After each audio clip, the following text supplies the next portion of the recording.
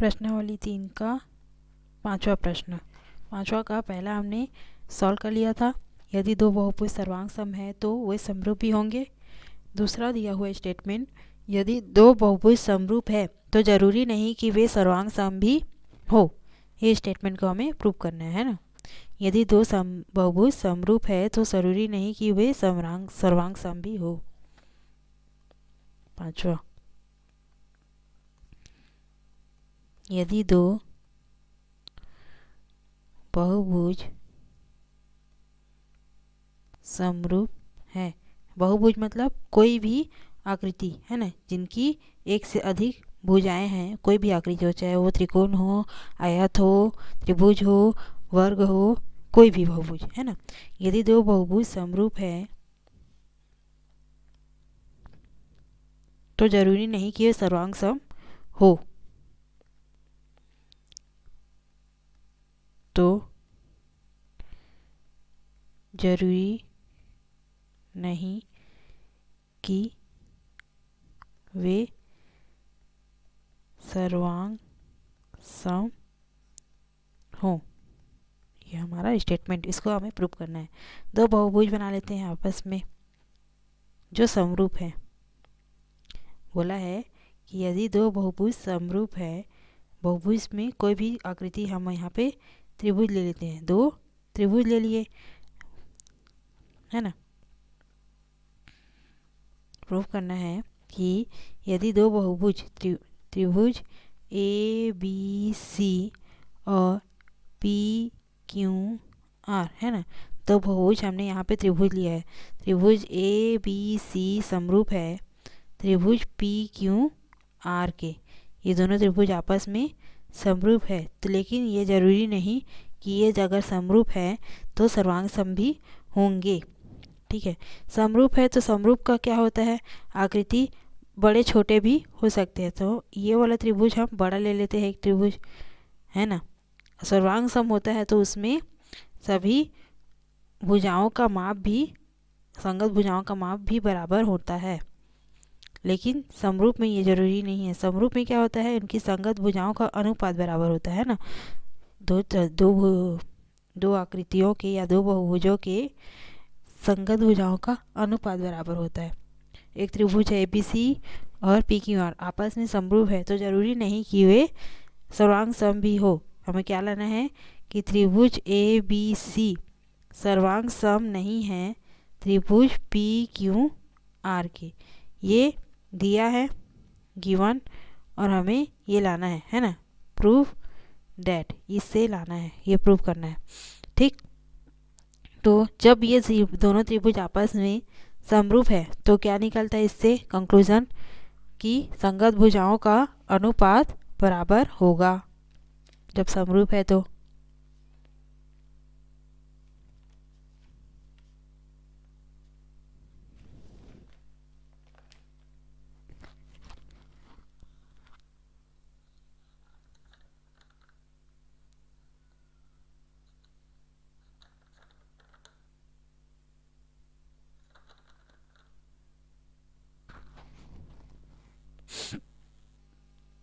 A B बटे इसके A B के संगत भुजा यहाँ पे क्या है पी क्यू बराबर है ए सी बटे पी आर है ना। ए सी का संगत भुजा पी आर और बी सी बटे क्यू आर, बी सी का संगत भुजा क्यू आर, तीनों आपस में बराबर होंगे, तीनों का अनुपात आपस में बराबर होगा।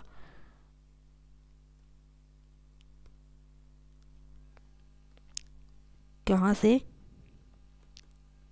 संगत भुजा समरूप त्रिभुज से, संगत भुजा समरूप त्रिभुज है ना। तीनों का अनुपात आपस में बराबर होगा। और अच्छा, संगत कोण भी बराबर होंगे। कोण ए बराबर होगा कोण बी के, ये भी बराबर होगा कोण सी के, नहीं, कोण ए बराबर होगा कोण पी के है ना, कोण पी के। और कोण सी बराबर होगा कोण आर के, और कोण बी बराबर होगा कोण क्यू के। ये होता है समरूप का दो कंडीशन है ना।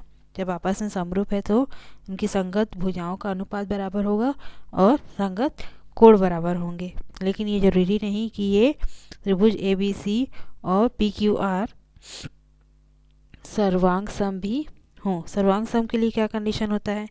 यदि त्रिभुज ABC सर्वांग सम है त्रिभुज PQR के,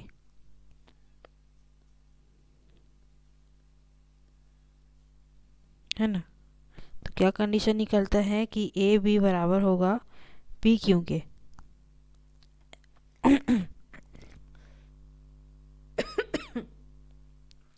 AB बराबर होगा PQ के और BC बराबर होगा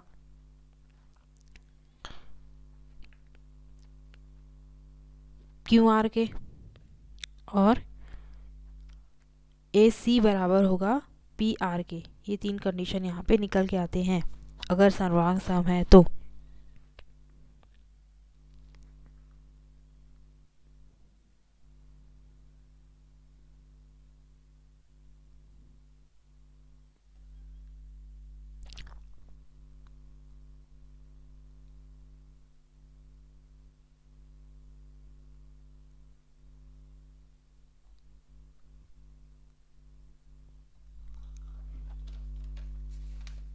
ठीक है,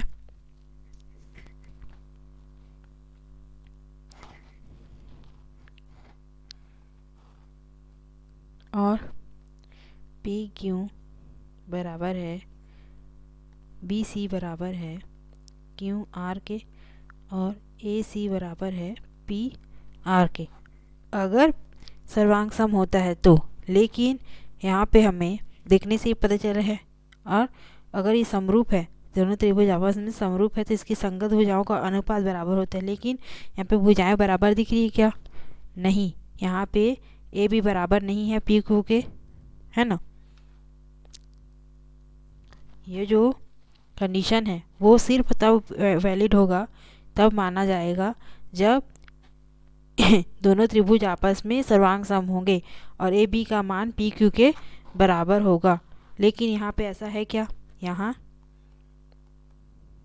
ये सर्वांग सम समरूप तो है क्योंकि इनकी संगत भुजाओं का अनुपात बराबर है आपस में, लेकिन यहाँ AB बराबर नहीं है PQ के। इसी तरह से BC बराबर नहीं है QR के और AC बराबर नहीं है PR के।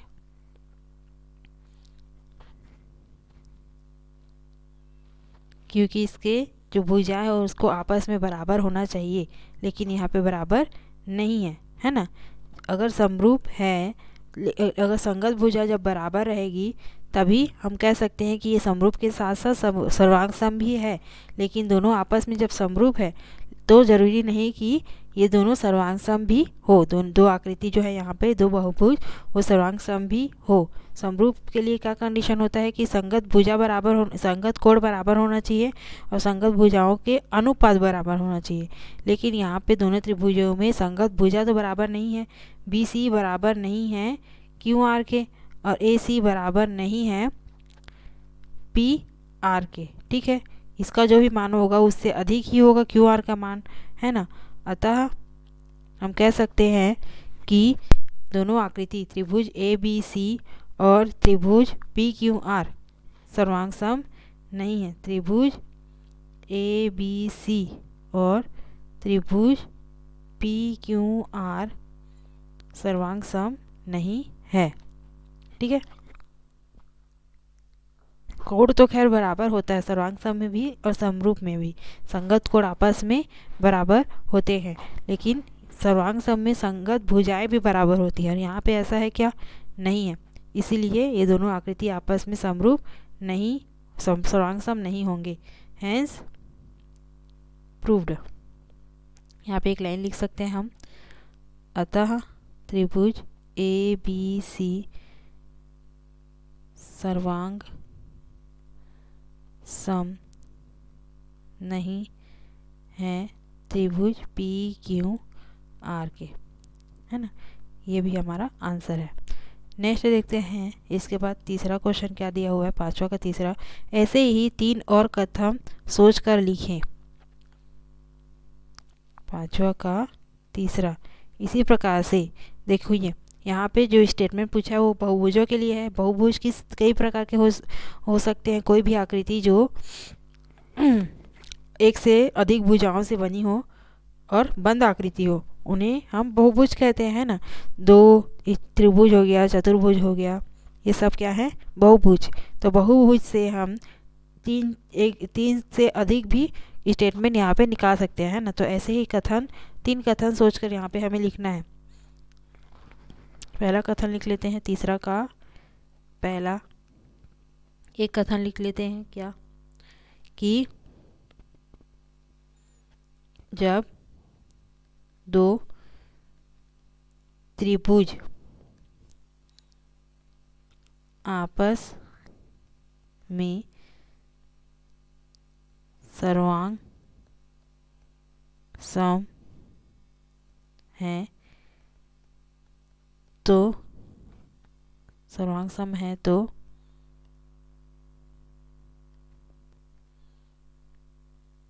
नहीं तब समरूप भी होंगे ही। इसी प्रकार से इसी का उल्टा जब समरूप है तो जरूरी नहीं कि सर्वांग सम होंगे ही, सर्वांग सम होंगे। ये हम एक त्रिभुज के लिए लिख सकते हैं। उसी प्रकार से चतुर्भुज के लिए लिखना है तो जब या फिर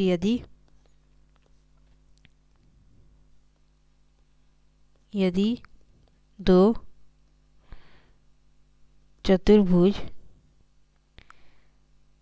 समरूप हैं तब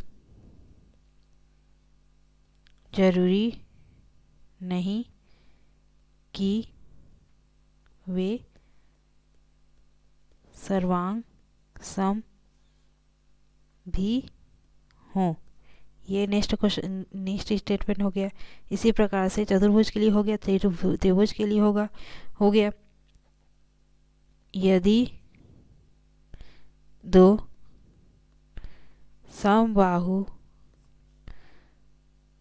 त्रिभुज है ना, समबाहु या समद्विबाहु त्रिभुज आपस में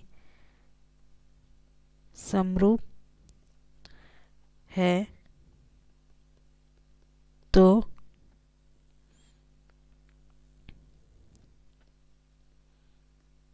जरूरी नहीं कि ये सर्वांग सम भी होंगे। इस तरह से यहाँ पे हम तीन स्टेटमेंट बनाकर अपने मन से कुछ भी लिख सकते हैं ना। क्या है, अगर हम दो कंडीशन जान लिए, उन दोनों कंडीशनों से कई ठो स्टेटमेंट यहाँ पे निकल के मिलेगा। कंडीशन ये है कि कोई भी आकृति, चाहे वो कोई भी बहुभुज हो, वो अगर सर्वांग सम है तब समरूप भी होगा ही। लेकिन ये जरूरी नहीं कि वो समरूप है, दोनों आकृति आपस में समरूप है तो सर्वांग सम भी हो। इससे हम कई ठो स्टेटमेंट यहाँ पे आप लिख सकते हैं। ठीक है, नेक्स्ट देखते हैं। इसके बाद त्रिभुजों में समरूपता कैसे जांचें, नेक्स्ट टॉपिक है। अभी तक हमने देखा कि कोई भी दो त्रिभुज पी क्यू आर और त्रिभुज एक्स वाई जेड को समरूप सिद्ध करने के लिए दो कसौटियां हैं। संगत कोण बराबर हो, है ना। यहाँ पे दो त्रिभुज है पी क्यू आर और ए बी सी।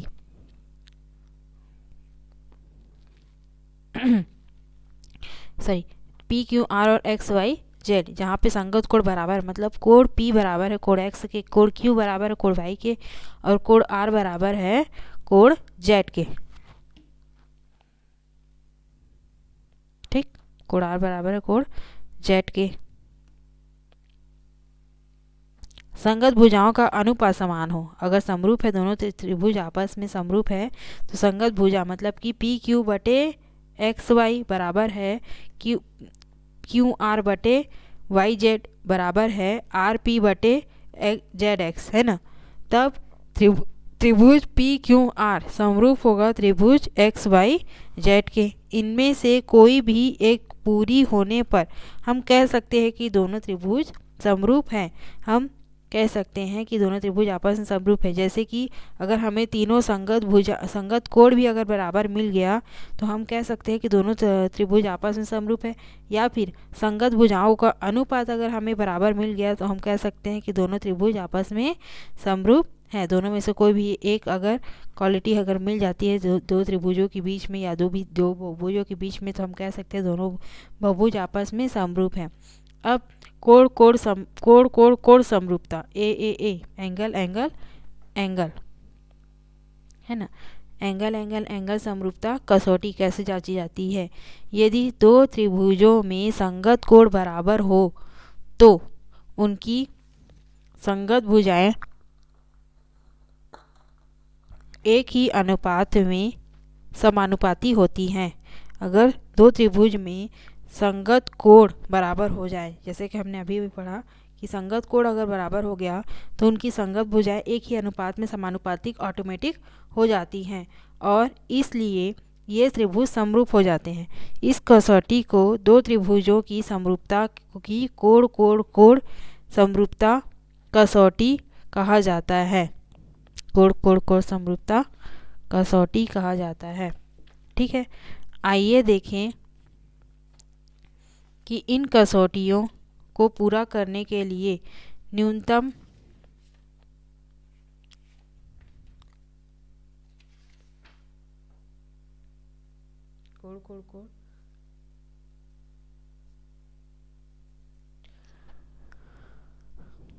कसौटी कहा जाता है ना। ये देखिए कि इन कसौटियों को पूरा करने के लिए न्यूनतम कौन सी शर्तें ढूंढी जा सकती है। कोण समरूपता, पहले कोण तीनों कोण अगर बराबर हो तो बोलेंगे कि तीनों त्रिभुज आपस में समरूप है। अब जब दो कोण भी बराबर हो तो क्या होता है देखते हैं। जब दो कोण बराबर है मतलब कोण समरूपता अगर जांचना है तो क्या देखना पड़ेगा। यदि एक त्रिभुज के दो कोण एक अन्य त्रिभुज के क्रमशः दो कोणों के बराबर हो तो वे दोनों त्रिभुज समरूप होते हैं। ये कोण इस कोण के बराबर और ये कोण इस कोण के बराबर अगर दोनों त्रिभुज में हमें मिल जाता है तो दोनों त्रिभुज आपस में समरूप हो जाते हैं। मतलब कि तीनों कोणों का जरूरी नहीं है, अगर दो कोण भी अगर हमें मिल जाता है आपस में बराबर, दो संगत कोण ना बराबर मिल जाते हैं तो हम कह सकते हैं कि दोनों त्रिभुज आपस में समरूप हो जाएंगे। यह त्रिभुजों की समरूपता की कोण कसौटी होती है। इसको क्या कहते हैं, त्रिभुजों की समरूपता की कोण समरूपता या फिर कोण कसौटी कहा जाता है। कोण एंगल क्राइटेरिया। ठीक है, इस कसौटी का उपयोग हम दो अन्य कसौटियाँ SAS और SSS को गणितीय रूप से प्रमेय सिद्ध करके करेंगे। ठीक है, SAS मतलब साइड एंगल साइड और SSS मतलब साइड एंगल साइड, भुजा कोण भुजा, और ये है भुजा को गणितीय रूप से प्रमेय सिद्ध करेंगे। पहला प्रमेय है भुजा कोण भुजा, साइड एंगल साइड, है ना, SAS समरूपता प्रमेय। यदि एक त्रिभुज का एक कोण दूसरे त्रिभुज के एक कोण के बराबर है, यदि एक त्रिभुज का एक कोण दूसरे त्रिभुज के एक कोण के बराबर है तो हो तथा इन कोणों को अंतर्गत करने वाली भुजाएं, ये कोण को जो भुजाएं बना रही है, जैसे कि ये भुजा और ये भुजा मिलकर इस कोण को बना रही है, उसी प्रकार से ये भुजा और ये भुजा मिलकर इस कोण को बना रही है। अगर ये भुजाओं को, इन कोणों को अंतर्गत करने वाली जो भुजाएं हैं वो समानुपातिक हो जाएं तो दोनों त्रिभुज आपस में समरूप हो जाएंगी। मतलब कि ये भुजा समानुपातिक हो जाए इसके, इन दोनों का अनुपात क्या हो जाए, इस भुजा के बराबर हो जाए, इस भुजा के अनुपात के बराबर हो जाए, तो जिससे दोनों कोण बन रहे हैं तो दोनों त्रिभुज क्या हो जाएंगे, आपस में समरूप हो जाएंगे। ये प्रमेय हमें सिद्ध करना है। इस प्रमेय को सिद्ध करने के लिए हम दो ऐसे त्रिभुज ABC और DEF लेंगे। उत्पत्ति है इसके लिए कि इस प्रमेय को सिद्ध करने के लिए हमें दो त्रिभुज लेना है, ABC और DEF लेंगे, जिसमें AB अपॉन DE बराबर हो जाएगा AC अपॉन DF के। ABCDEF, है ना, दो भुजाओं का अनुपात बराबर होगा। AB बटे DE बराबर हो जाएगा AC बटे DF के, यानी DE बड़ा है AB से, तथा कोण A और कोण D आपस में बराबर है। कोण A और कोण D आपस में बराबर है और DE बड़ा है AB से। इस प्रकार से हमें लेना है। DEF में DE पर क्रमशः DE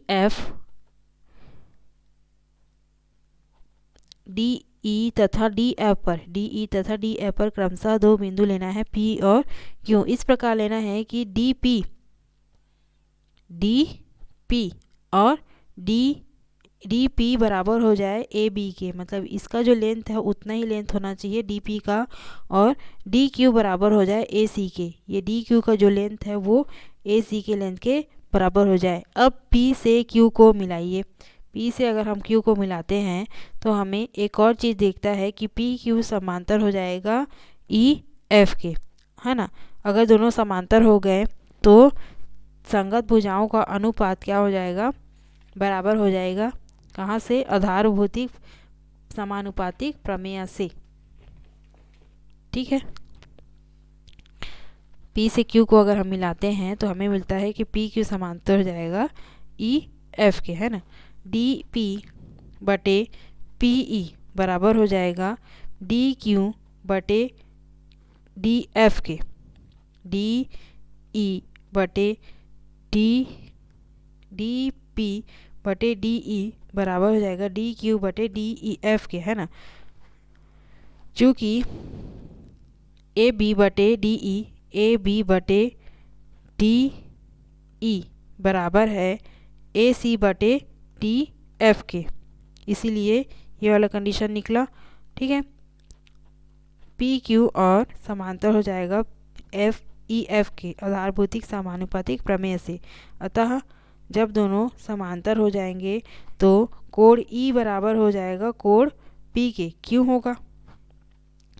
अगर हम इस त्रिभुज को ध्यान से देखें, है ना, इस त्रिभुज को ध्यान से देखें तो ये जो समांतर रेखाएं मिली है ना, अगर इन समांतर रेखाओं हमें पहले से एक चीज़ पता है कि समांतर रेखाओं को रेखाएं जिस बिंदुओं पर कटती हैं, जिस भी बिंदु पर कटेंगी वहाँ पर जो कोण बनता है अंतः कोण, वो आपस में बराबर होता है। तो यहाँ पे बिंदु P और बिंदु E दोनों पर हमें कोण मिल रहा है। उसी प्रकार से बिंदु Q और बिंदु F पर अंतः कोण बन रहा है समांतर रेखा अंतः कोण से, है ना। समांतर रेखा अंतः कोण से यहाँ पे जो कोण बन रहा है P और E, Q और F पर वो दोनों आपस में बराबर होंगे।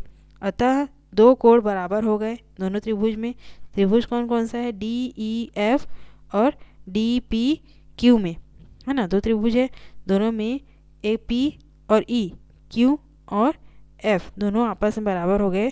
अतः हम कह सकते हैं कि त्रिभुज ABC, यहाँ पे DPQ को क्या माना है? ABC समरूप हो गया DPQ के। ये त्रिभुज और ये त्रिभुज आपस में सर्वांग सम हो गए, एक जैसे हो गए, क्योंकि यहाँ पे DP बराबर है AB के। क्यों हुआ सर्वांग सम? क्योंकि संगत भुजा इसमें आपस में बराबर हैं।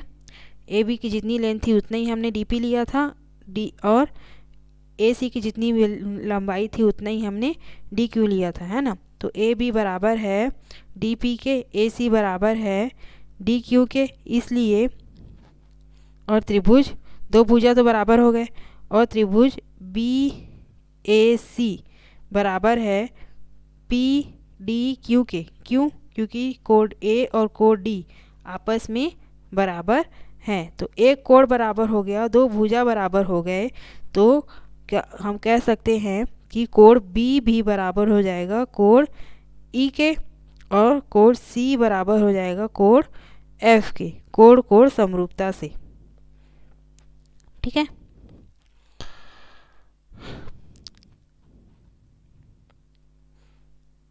एक सेकेंड, दोनों आपस में सर्वांग सम हो गए, दोनों त्रिभुज आपस में जब सर्वांग सम हुए, कैसे हुए, क्योंकि ए बी बराबर है डी पी के और ए सी बराबर है डी क्यू के। और एक और चीज़ है कि बी ए सी बराबर है डी पी डी क्यू के, है ना। तो दो भुजा बराबर हो गया और एक कोण बराबर हो गया, दो भुजा और एक कोण बराबर हो गया। तो हम कह सकते हैं कि यहाँ पर कोण बी बराबर है कोण ई के और कोण सी बराबर है कोण एफ के।